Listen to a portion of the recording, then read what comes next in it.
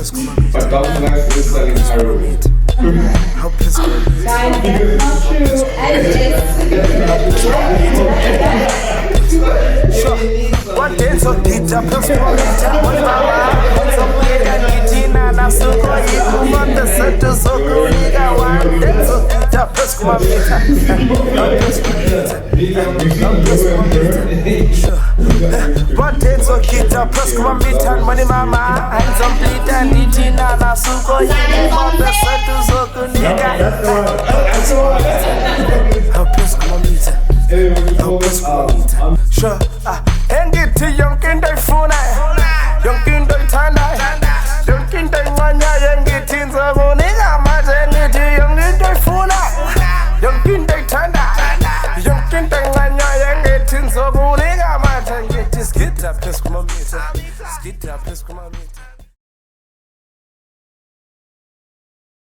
Welcome back to another episode of GLC, guys. This is a different EP. My boy Bag's not over here, but it's Van Confidential, and we're at Avda.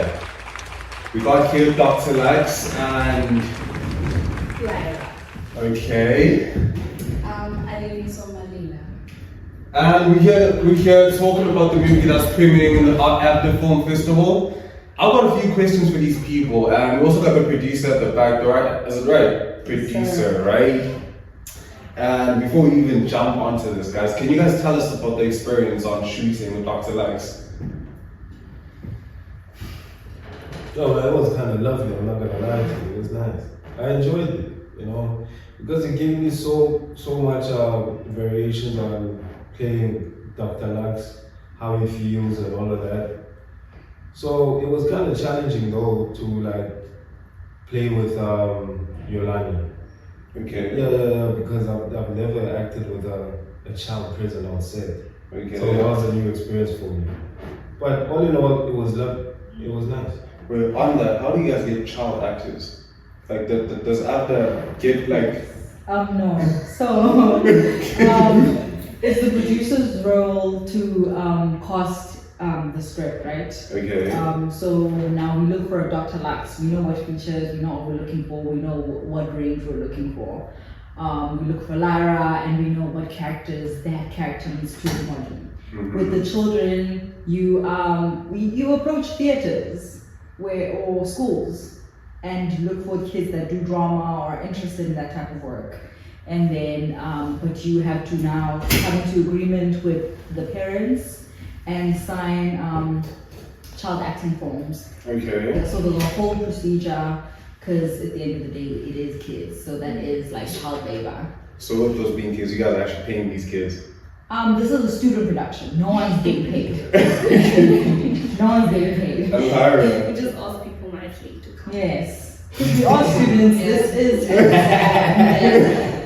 And Lyra, tell us about your character. Okay, Lyra, at first she starts off as Dr. Lux's client. Okay. But then her sister passes away, and Dr. Lux takes her in, and she becomes his secretary. Yeah. From customer Yes. to dealer. And then with that being said, like, what's your role in the movie? I'm a co-director of the film. I'm basically just responsible for shortlisting, storyboarding, pre-production planning, so that when things actually happen on set, it goes as smoothly as possible, technically speaking. I was only there for like the first couple of days of shoots, and then I had to leave for personal reasons. So it was quite fun, like those first few days as well. Like it was an experience, because it was also my first time working with a child actor.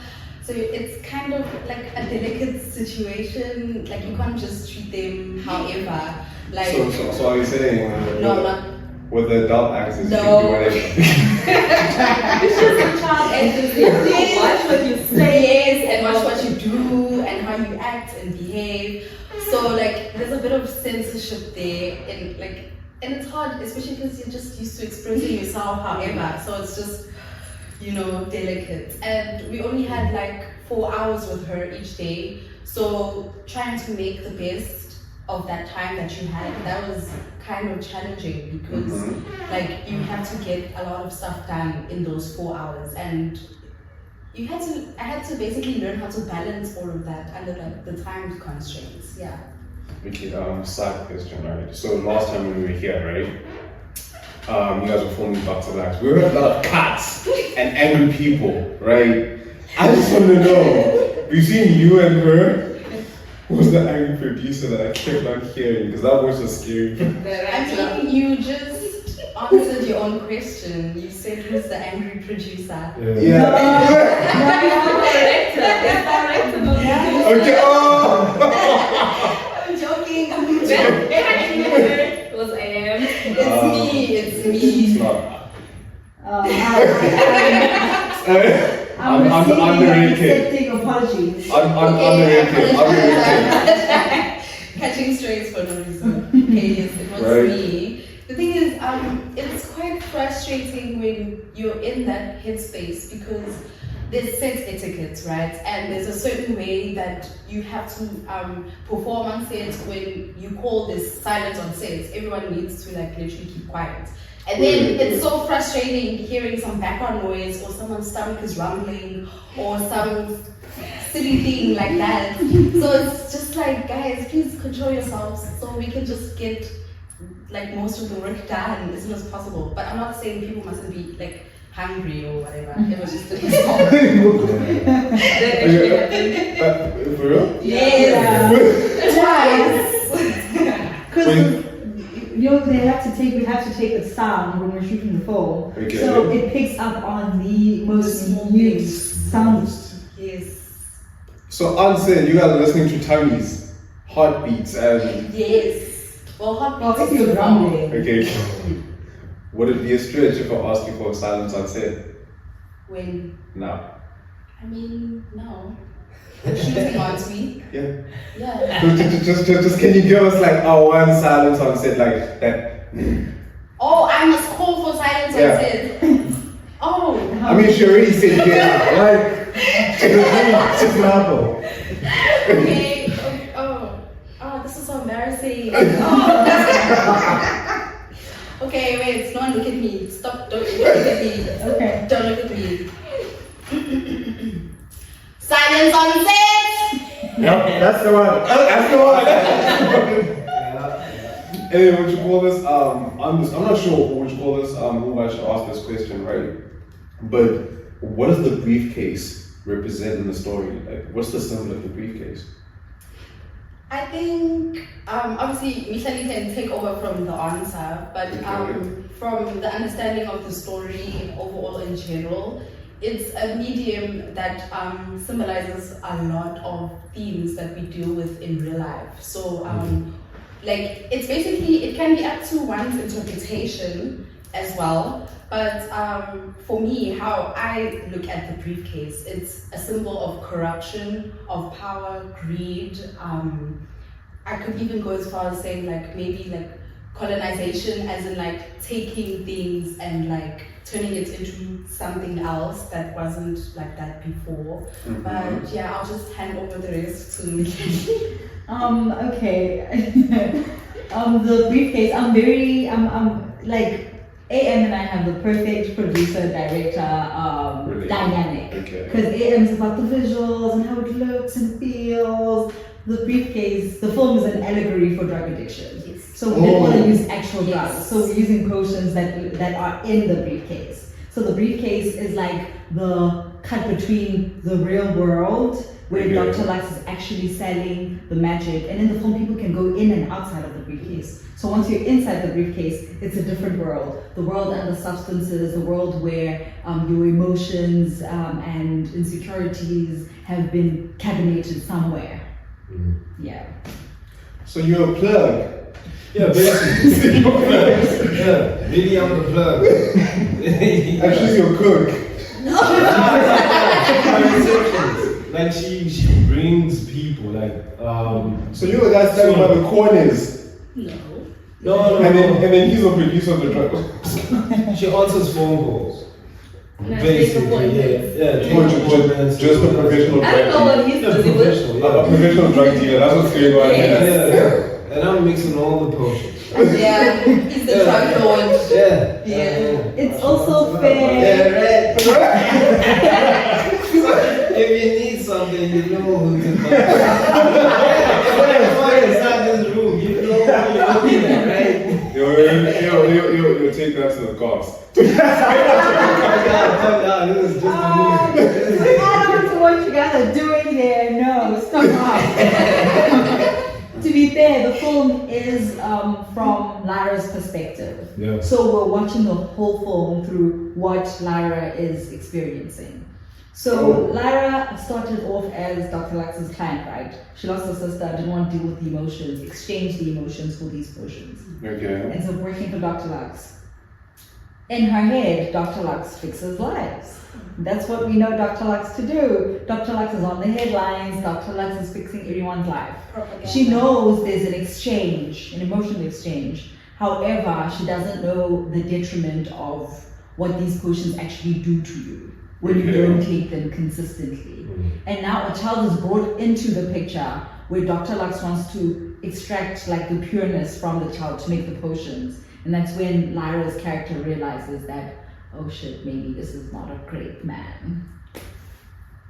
So you're hallucinating. To a certain extent.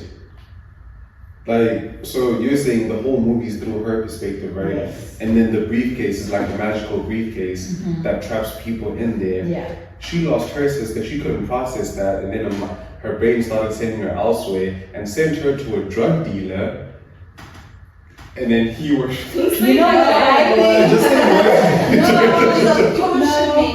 You know what I think? I think Mikey should write a film on his own. He's got an imagination. What about it too deeply? So Dr. Lux is not a fantasy. No, it's real.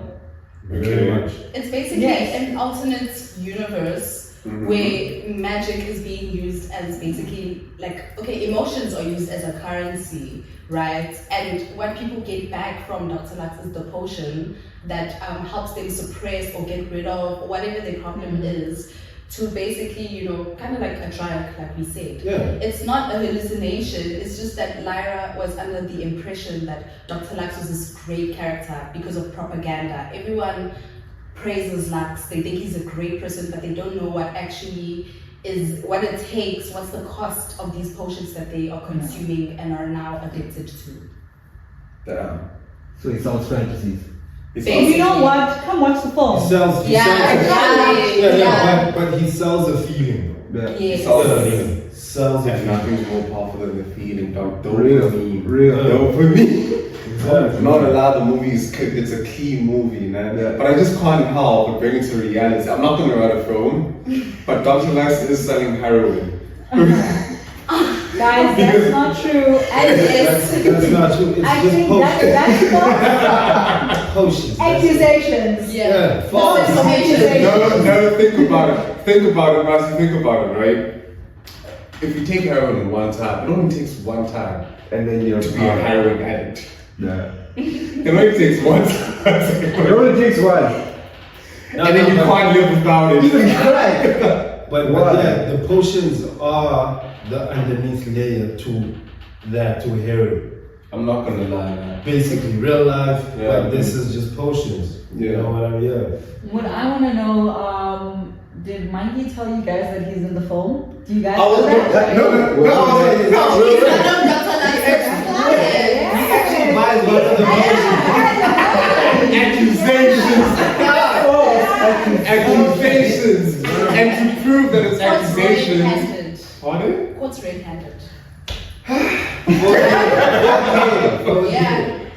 Accusations, and to prove that it's accusations, I think you guys should come through. When is the date of Dr. Lux? I want to ask that. The Dr. Lux, the film Dr. Lux, well, the briefcase of Dr. Yes. Lux. Yeah. Screens, that's the name of the film. The name of the film is The Briefcase of Dr. Lux. Okay. It screens on the 22nd of November at the Boardwalk New Metro.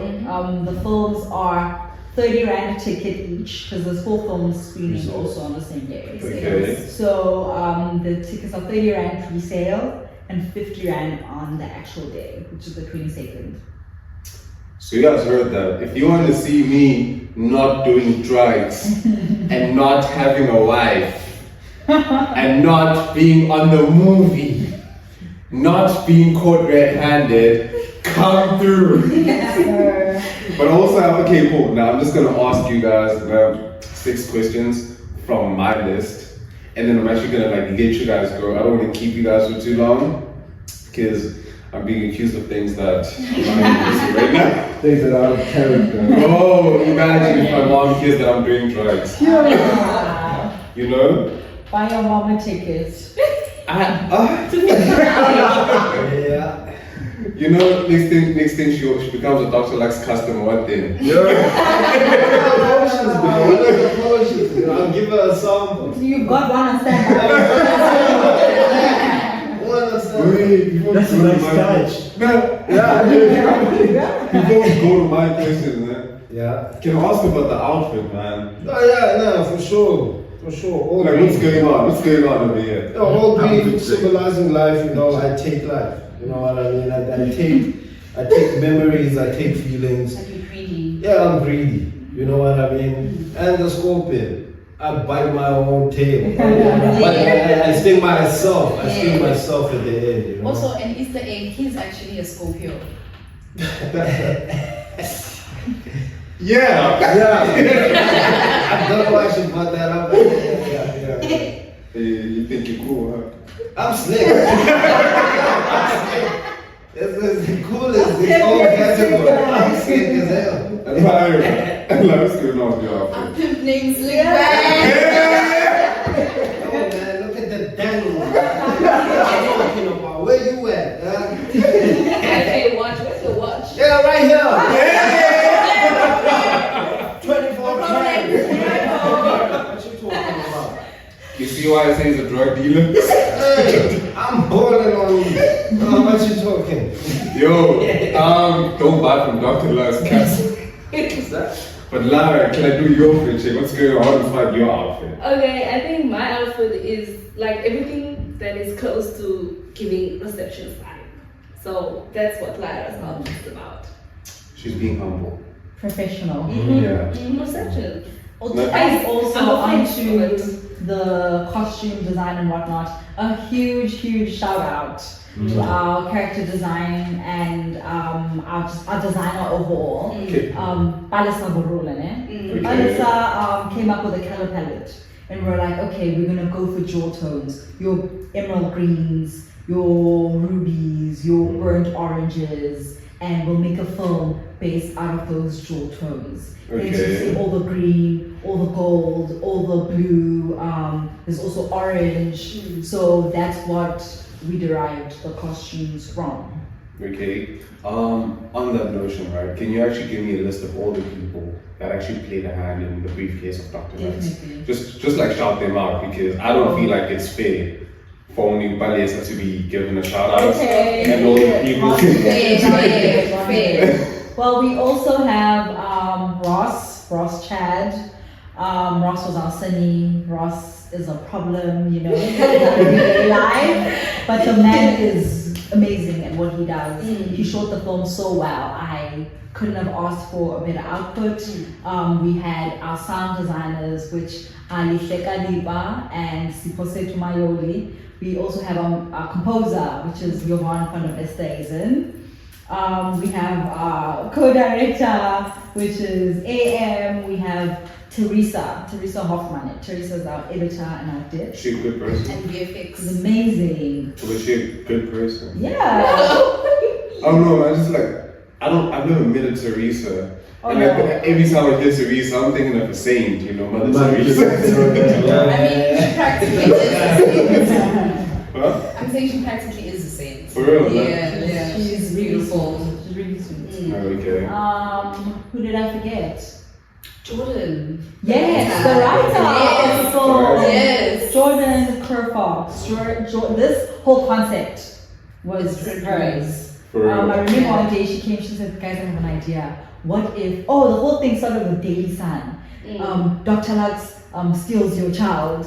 Dr. Lux kissed my mom. Yeah. And Daily Sun been the problem, bro. Yeah. Daily Sun been the problem. We were like, Ghost had sex with me. We were like, That's like, are you in the school and you see a billboard up and so, Hey, bro. zombie rape someone and you're like, hey, bro. she had this concept and we were like, oh my gosh, this is actually gold. Yes. Let's see how we can bring this, how can we take it apart and all put out a part of ourselves into the concept. Don't forget yourself, girl. Producer. Yes, guys. Thanks. Gaba. Yes. Oh, yes, script Gaba, supervisor. script supervisor. And me. Yeah, the Extra. And me, and my lovely wife, that's my Like cat. actors? You know? My Oh, lovely yeah. Well, you guys are the face of everything. Yeah. No. And a huge shout out to Ryan, guys. Shout out to Raga, Envision, that's our guy over there. Oh, no, I Pardon? didn't hear it.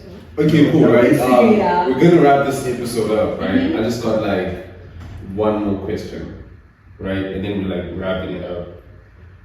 Why was Lyra chosen as the central character of everything? Interestingly enough, she originally wasn't the original character. I'm not going to go into details about that whole hoo-ha type of thing, but it was first centered around Kuma, who was the child actor in the film. But then we decided there's not enough stakes with like the child being the central focal point. And we also thought about the fact that it's very rare that we have a solid female lead with a fleshed out character arc. So we just like, no, let's just make it about Lyra. We first thought, let's make Lenay Ukuma, but that didn't make sense. So we just made her Lyra overall. And it's more interesting to watch the whole story unfold from her eyes because the ending takes like a slight twist. I'm not gonna spoil. It takes a slight twist from what you'd probably expect when you start watching. So it was just better overall for depth. It made more sense thematically. It made more sense in terms of like what the story is, the crux of it, because it's an allegory for substance use. And I was gonna say something out of pocket, so let me just end it. No, say it. Oh no, I was gonna say we usually see men being like drag addicts and stuff like that. But like, you see how out of pocket that sounds? No, continue. No, but I'm You're not wrong, though. But I'm generalizing, Yeah. and that's wrong. But I thought it would just be like, everybody thought it would be an interesting angle to take. Even the teachers agreed with it, like just have it from her perspective. And like with the title of the movie being called The Briefcase of Dr. Lux, obviously it's the play on the words, but it sounds like, since she's narrating the story, it sounds like she's just telling us the story about Lux and how he eventually came to his own demise. So you broke onto your demise, my dog. Yeah. Scorpion. Damn. I was thinking my own self. Damn. It's crazy. Go watch the movie, it's crazy. Y'all heard Dr. Lux, guys, right? But let's actually get a one word from the producer before we actually wrap it up. One last pointer. Okay. I do want to say I am so proud of the whole crew and what they managed to do. And a special thank you to Lenay and Chulu. The real names, guys, are Lenay and Chulumanco. And Yolani. Remember the name. Lenay, yes. Yes. Like remember these names. Lubambo. Remember these names. Yes. You know? So I really want to thank you guys because the film's production value, I truly believe, hit the roof because of the performances. We're always taught that filmmaking is 50% tech, 50% the actual performance. And the tech could be so good. The tech could be so good. But if the performance doesn't meet it somewhere. I mean Bollywood and Nollywood. I mean No. Generalization. tell me one good movie from Nollywood and Bollywood. Get into that. Okay, I can't tell you about Nollywood. Exactly. So guys, Let me answer Bollywood. But okay, wrap it up. guys, all I'm gonna say that I saw a movie get made. I was like really impressed. I've never seen that before, right? I think it's fire. I think you guys are gonna think it's fire. and you guys should watch the movie, buy a ticket, and start studying, boys. Just come on, bro. It's like $30. I don't want to pull that card. But support a black child. Thank you. Support student businesses. You know? Please. Yes. I mean, Zanzi doesn't make better movies than these. I've said this before to guys when I was talking. I once saw an after film, and I was like, yeah, as a chap, I don't understand why all these channels, big TV channels, don't actually take scripts and actors from these students, because I've seen a horror movie they made, and I've seen a horror movie from Zanzi Magic, and I'm not gonna lie. This is an option You know? bicycle. Yeah, that's what I'm saying, that give the students a chance, man. Give the kids a chance. You know, so shout out to that. We're wrapping it up. We worth your $30, guys. They're worth more than that. What he said. We're wrapping it up. Till next time, right? Shalaza. Appreciate it. Aye.